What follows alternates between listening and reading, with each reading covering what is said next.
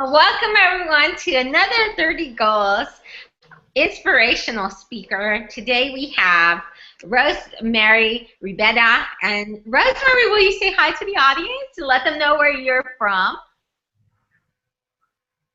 Hi everyone, I'm from Bolivia. I'm in Santa Cruz right now, and as you can see, the 30 Goals Challenge is everywhere around the world, and I'm very, very happy to be able to talk to you this morning.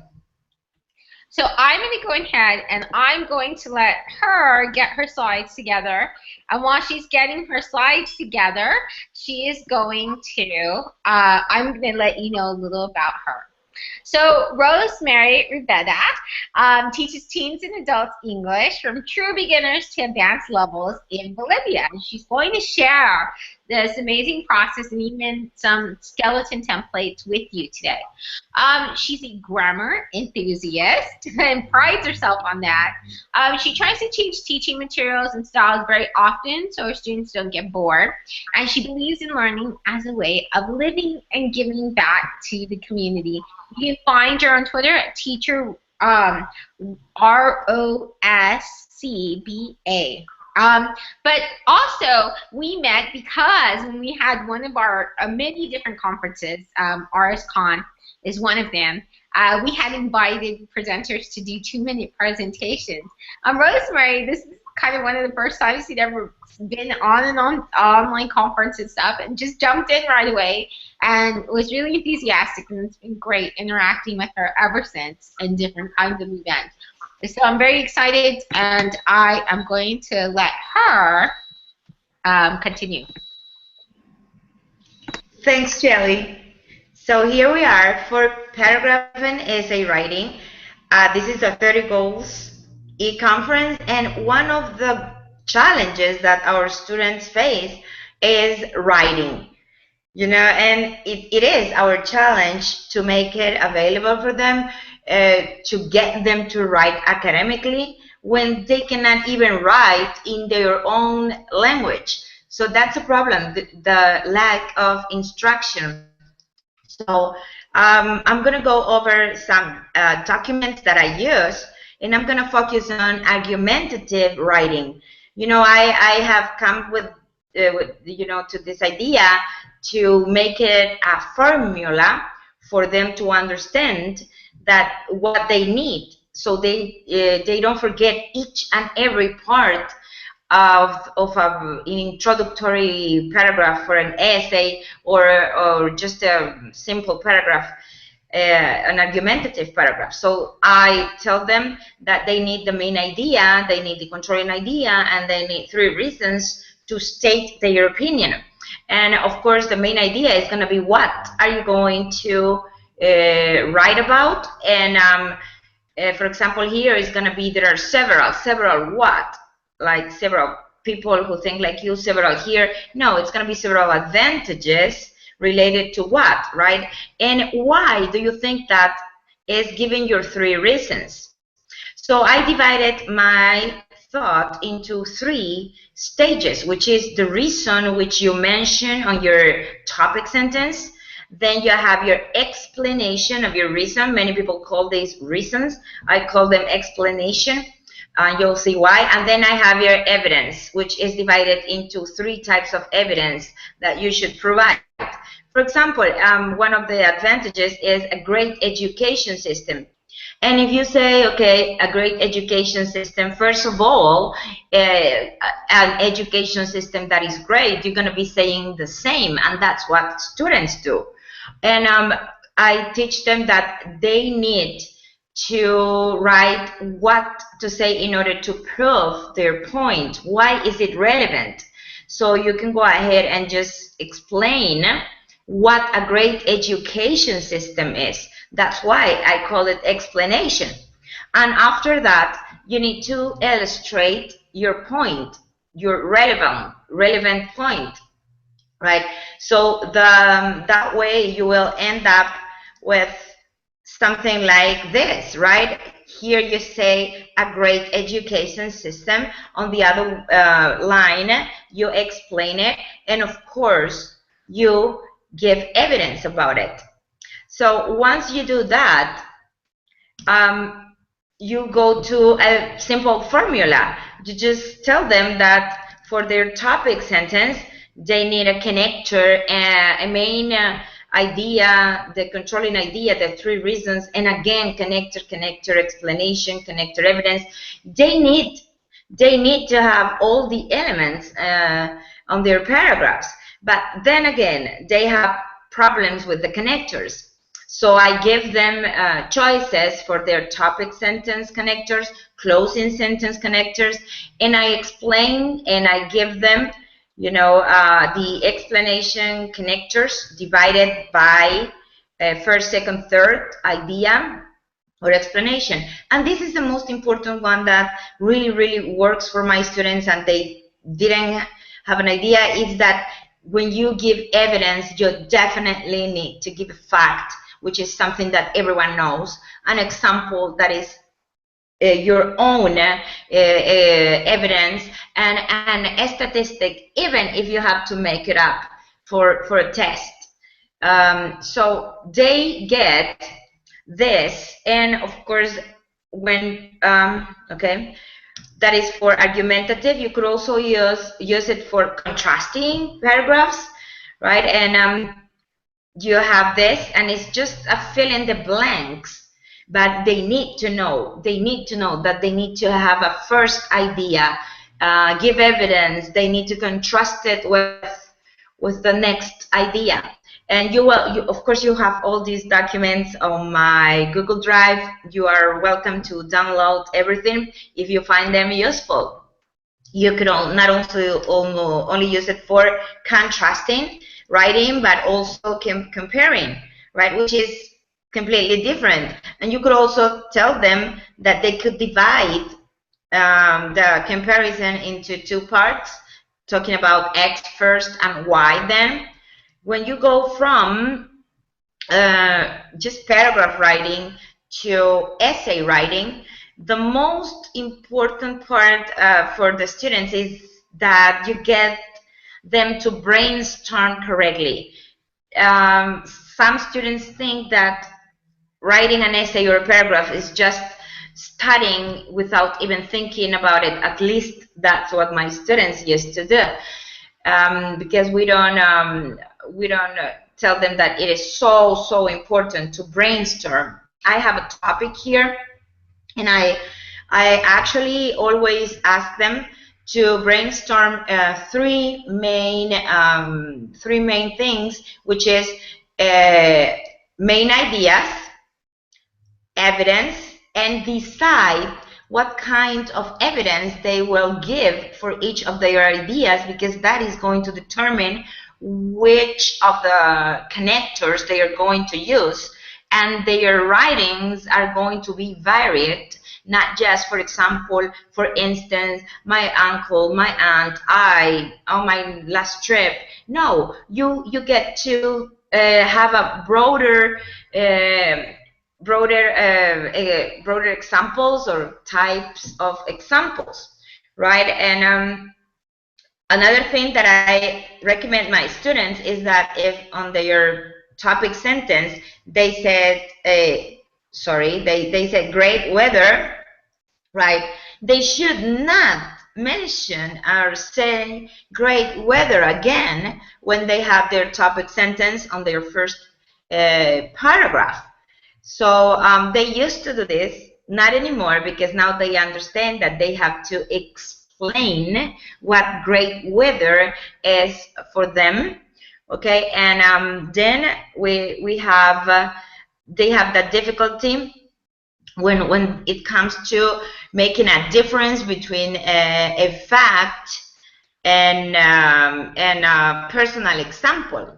So they would say it is a fact that last weekend I went to Samaipata.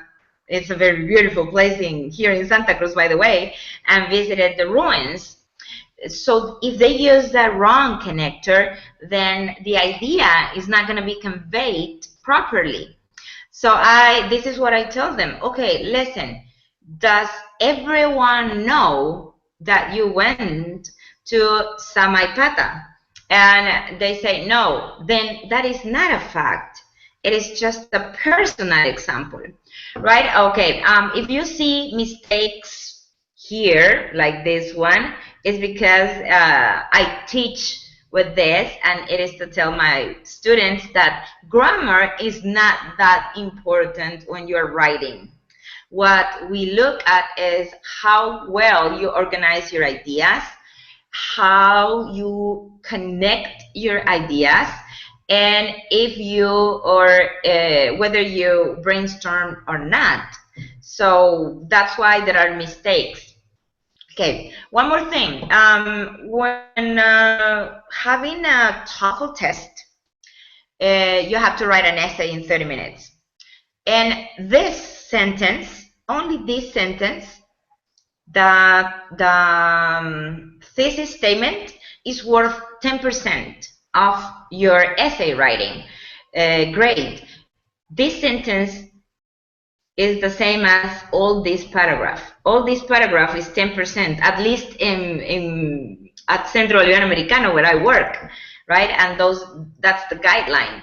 So when you have this sentence, which is really important, I tell them that they need to start with a strong verb. When you say, in my opinion, it's like, okay, and who are you to, in order for me to hold your opinion in a high way, right? It's not. So it's not a strong way of expressing your ideas.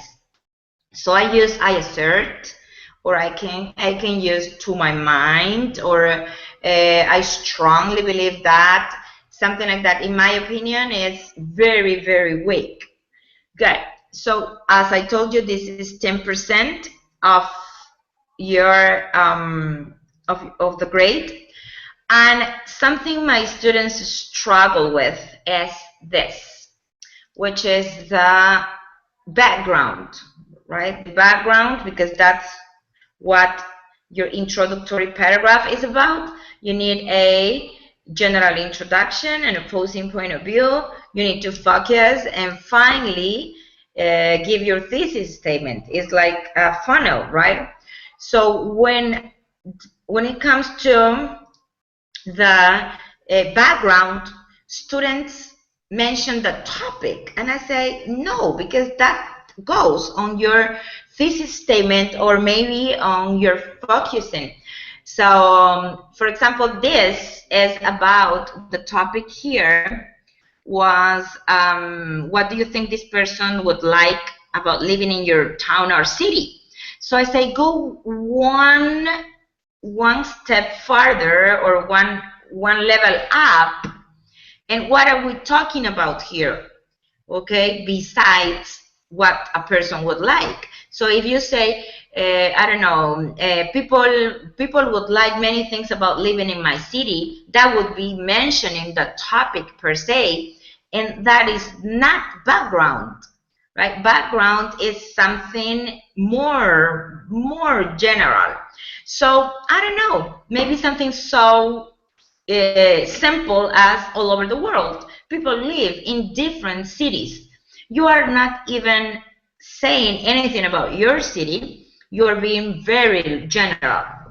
When it comes to an opposing point of view, which is the next sentence we have here, I always tell them, because they get confused, that their opposing point of view is actually opposed to their thesis statement. So, and you have to be very careful not to ruin your thesis statement.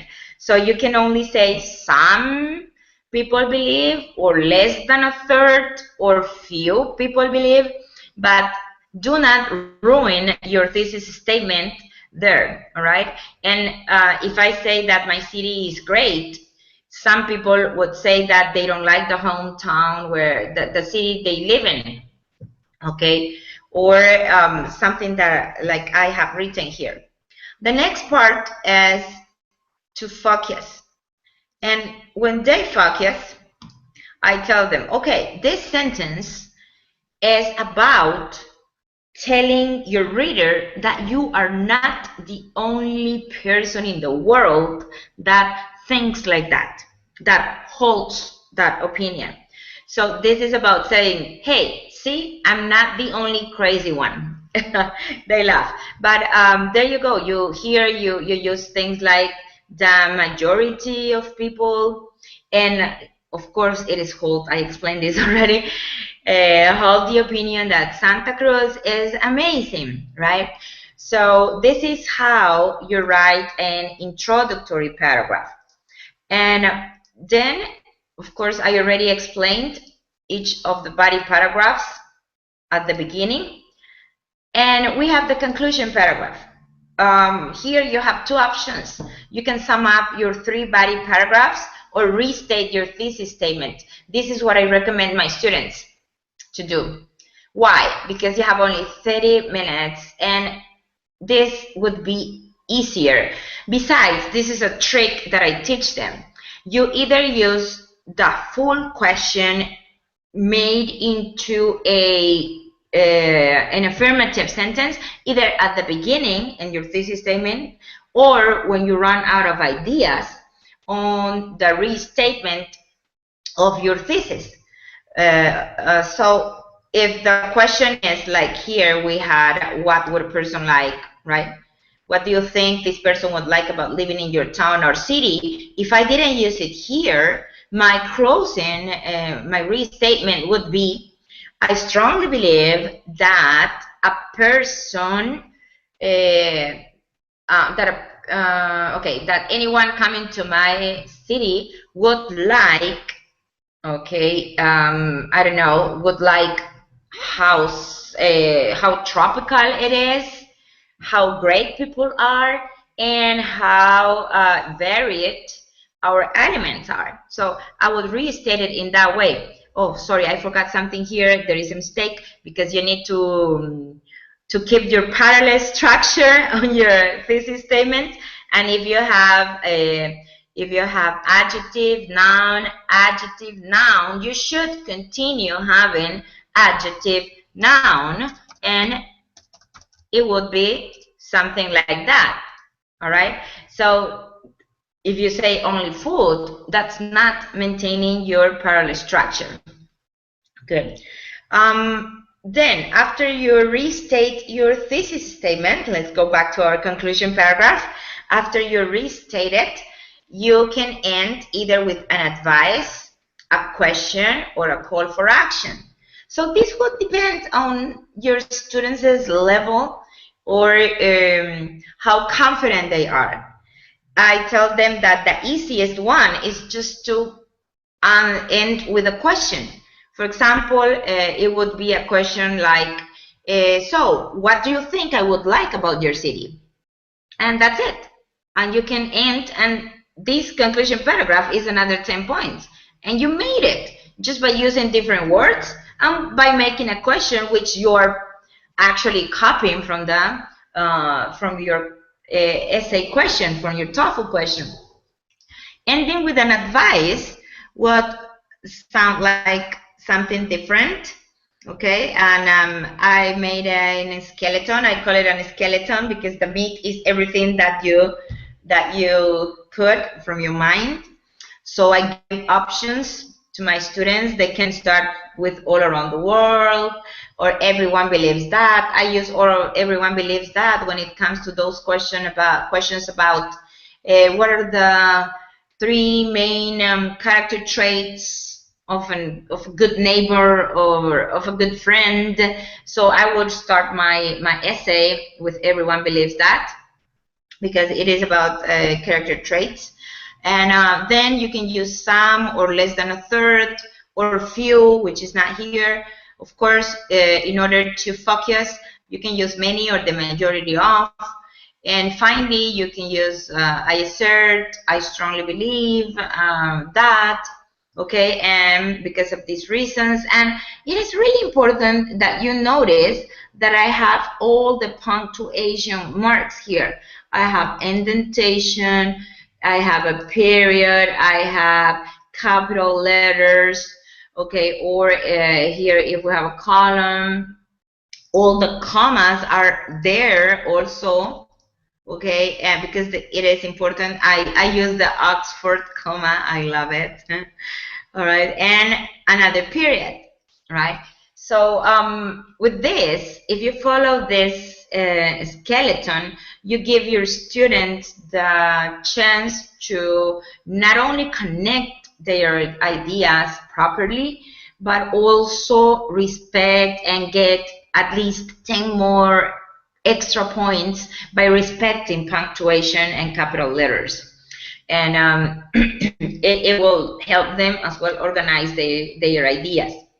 If they learn this, they will be able to do something like what you saw before, right? The only thing that you need to explain is that the evidence connectors will depend on their brainstorming, right? For example, here on the first paragraph, I have personal example, a fact, and finally I have a statistic. But here, while I was brainstorming, I decided that a statistic would be better for my sunny days idea. So they need to know that they have to move the connectors, the evidence connectors, according to their brainstorming. And otherwise it would sound awkward. You know, you can say, for example, 70% of the days, and they get it when you show these simple examples, right? The simple when you connect the ideas like this. So as you will notice also that not even one connector is repeated here. I use different connectors on each of the body paragraphs. So that's what I guess that when somebody is checking your essay values, right? Variety, how you use your language. You don't keep on saying, for example, which is very common with our students, because I don't know if they are lazy to learn the rest, which I don't think so, but maybe it's because they don't know what else to write. And that's our challenge. Our challenge is to help our students become great writers by giving them tools that are easy to follow, easy to understand, and that will make an impact on the way they write. And that was a challenge for me, because when you correct a paragraph or an essay that is bad written, it takes you longer. You have to think, okay, how do these ideas connect? I don't get it. Of course, you don't get it because your student didn't know how to brainstorm and how to connect his or her ideas. Okay. Sorry, I got off track. I wanted to come to the final paragraph, which is that you can end with a question or you can end with an advice. So, for example, it would, for our example, it would be, so what do you think I would like about your city? Or I can end by saying, therefore, my advice is that you pack your bags and come to Santa Cruz, which I highly recommend. Or a call for action, it would be, okay, let's travel to Santa Cruz, or something like that. You can end in that way. Okay, all the documents that are here are, as I already told you, on my Google Drive.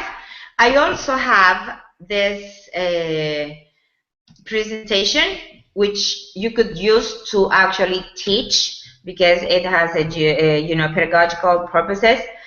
It starts by the definition of an academic paragraph, what is there, which is unity, cohesion, and coherence, which we covered before, and it's the explanation of each of everything, a brainstorming, and from a brainstorming to a topic sentence, how would you explain each of your reasons, right? You are going to show your students step by step how you can build a paragraph and go from there to an essay, and they don't need to forget to make sense. If you're talking about soccer or a sport or a physical activity, you cannot say they to refer to that. You have to say it or its, and so on. Okay, and then you have an exercise, all right? You just give them the topic sentence, and they have to build the reasons based on a brainstorming here. And when they finish, you show them this to see if you have some similar ideas. And that would be all. I don't know if you guys have any questions.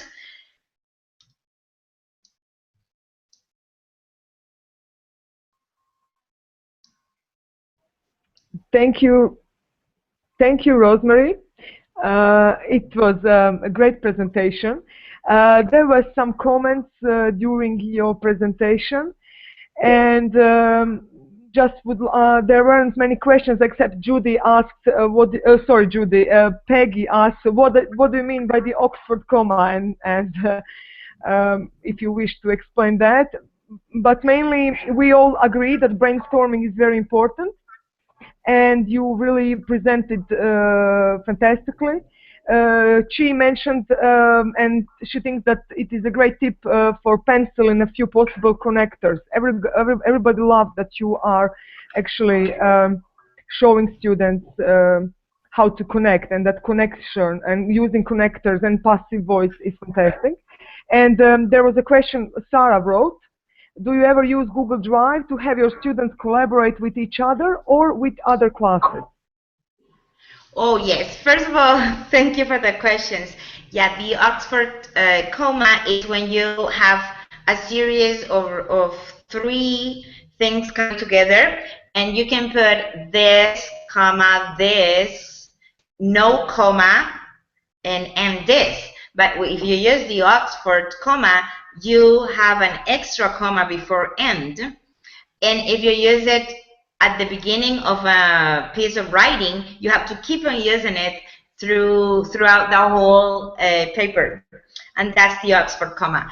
Well, I do collaborate. I forgot to mention that, and I collaborate in something called ThingLink. All right, and where is it? I will look for it. Okay, ThingLink. Yes. I don't know where is it, but I do collaborate in ThingLink, and I completely forgot to mention that, but yes, it is. Here is it. It's not ThingLink, sorry. It's Paddle, and I'm sharing the link with you guys, and I will show you how it looks like in a minute. Yeah, you are using Padlet, right? Yes, I'm using Padlet. Yeah, I'm just going to share with everybody in the chat, in Chatwing. Rosmery is using Padlet. I have just shared her. I also love Padlet, and students can add many ideas. You can have different timelines for Padlet. Yes, there was a great comment by Sylvia about that you can also ask students to make plans, like on infographics maybe, or that's probably mind mapping maybe, or brainstorming. So I think it's very important. I think you mentioned in the beginning, because it's not their native language, right? It's English, and it's even more difficult. I don't know if you can allow me to screen share one more time. You are screen sharing. Oh, okay, thank you. Sorry. Well, there you have it. I don't know how to pronounce this, but it's paddled or paddled. So I ask my students to come here and write the topic, their 3 main ideas, and then develop further their ideas, right? This was like about me, and we have here more students collaborations, and then of course this is one of them, is one of my classes. So yes, they do collaborate online, and Parallel is a great way of doing so. Okay, I did it. Yes. Super. Thank Yes. you. Thank you. I think that was great. And maybe Shelley would like to add something, or Sarah? Thank you, everybody. Thanks, Rosemary. It was fantastic. Thanks. Thank you you, so much, Maricela. Rosmery, for your excitement and enthusiasm for grammar and writing. And it looks like your students have a lot of fun. We loved having you. And you can go back to the chat wing and see all the great comments. Thanks so much, everyone, for attending this webinar. Thank you, Shelley, for making it possible to inspire teachers all over the world. And I am looking forward to the next conferences. Thanks. Goodbye from Bolivia.